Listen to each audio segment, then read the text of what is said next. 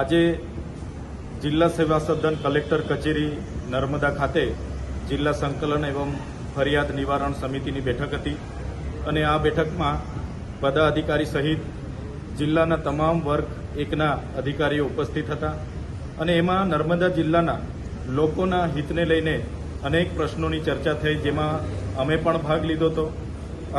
જે પ્રકારે અમે ભાગ લીધો એમાં નર્મદા જિલ્લામાં જે પોષણ સુધા યોજના અંતર્ગત જે આંગણવાડીમાં મેનુ કયા પ્રકારનું છે એ બાબતનો પ્રશ્ન હતો. ત્યારે એ મેનુ અને એક વિદ્યાર્થી દીઠ, એક બાળક દીઠ કેટલી રકમ સરકાર દ્વારા આપવામાં આવે છે, તો 25 રૂપિયા જેટલી રકમ આપવામાં આવે છે અને એના જે મેનુ પ્રમાણે એના જે દર અઠવાડિયે એમને પીરસવાનું હોય છે એ બાબતની અને એમના જે ફૂડ બિલ છેલ્લા 3 થી 4 મહિનાથી પેન્ડિંગ છે એને સત્વરે એનું નિરાકરણ આવે એવી વાત કરી છે. એની ગ્રાન્ટ હાલમાં નથી, ગ્રાન્ટ આવે એના ચૂકવણા થશે એવું જણાવવામાં આવ્યું છે. એ જ પ્રકારે નર્મદા જિલ્લામાં એને ખેતીની જમીન કેટલી એને કરવામાં આવી છે, એમાં 73 એની કેટલી એને અને વેચાણ કરવામાં આવી છે એ બાબતની પણ આજે ચર્ચા થઈ છે. એ જ પ્રકારે નર્મદા જિલ્લામાં આદિમ જૂથના વર્ગ પર જે આવાસની યોજના છે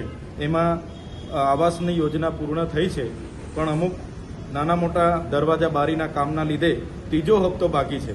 તો એની પણ માન્ય નિયામકશ્રીએ કીધું છે કે માર્ચ એન્ડિંગ સુધીમાં એમને પણ ત્રીજા હપ્તા પણ ચૂકવણા કરવામાં આવશે. એ જ પ્રકારે પ્રધાનમંત્રી આવાસમાં ત્રીજો અને ચોથો હપ્તો જે બાકી છે, તો જેટલા પણ લોકોના પૂર્ણ થયા છે એમને પણ ત્રીજો અને ચોથો હપ્તો ચૂકવવામાં આવશે એ બાબતની ચર્ચા થઈ છે. એ જ પ્રકારે ઉચ્ચ અભ્યાસ કરતા વિદ્યાર્થીઓને જે પોસ્ટ મેટ્રિક શિષ્યવૃત્તિ મળે છે એમાં અનુસૂચિત જાતિ, અનુસૂચિત જનજાતિ એમાં 8,100 અરજીઓ મંજૂર કરવામાં આવેલી છે જિલ્લામાં. એમાંથી માત્ર 2,935 લોકોને જ સ્કોલરશીપ મળી છે. ત્યારે મેં મદદનીશ કમિશનરશ્રીને કીધું છે કે આ ફેબ્રુઆરી પૂરો થવાનો અને માર્ચની એન્ડિંગ પણ આવે એના પહેલા જેટલા પણ બાળકોની પોસ્ટ મેટ્રિક શિષ્યવૃત્તિ એમના હવાલેથી પેન્ડિંગ છે એ સત્વરે પૂરી કરવામાં આવે એ પણ અમે કીધું છે. એમણે કીધું કે ગ્રાન્ટ નથી તો અમે સરકારમાં એમના મંત્રીશ્રીને પણ રજૂઆત કરીશું. આદિજાતિનું આટલું મોટું બજેટ છે ને અહીંયા ગ્રાન્ટ ના હોય એ તો ના ચાલે, એટલે અમે મંત્રી અને સરકારને પણ વિધાનસભામાં આ બાબતનું ધ્યાન દોરીશું.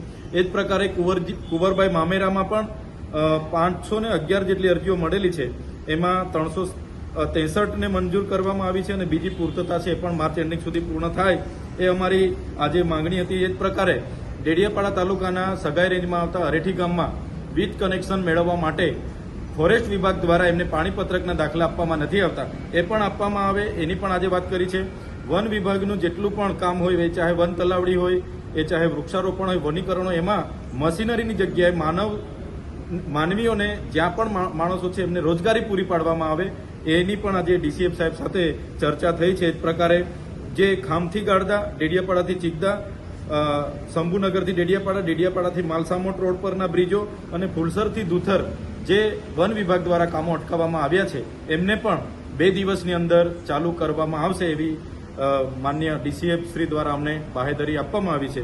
આમ નર્મદા જિલ્લાના વિકાસ માટેના એમના કોઈ યોજનાકીય રીતે જે પણ કામો અધૂરા છે, અટકેલા છે, માર્ચની અંતિમ સુધીમાં બધા પૂર્ણ થાય એ પ્રકારની રજૂઆત અમે જિલ્લાના વહીવટી તંત્રને આજે સંકલન બેઠકમાં કરી છે. ધન્યવાદ. દેશ અને દુનિયાના સમાચાર જોવા માટે અમારી ચેનલ વાત્સલ્યમ સમાચારને સબસ્ક્રાઇબ કરો અને બેલ આઇકોન પર ક્લિક કરો, જેથી આપને રોજે રોજની તમામ અપડેટ મળતી રહે. સાથે જ અમારા ફેસબુક અને ઇન્સ્ટાગ્રામ પેજને ફોલો કરો.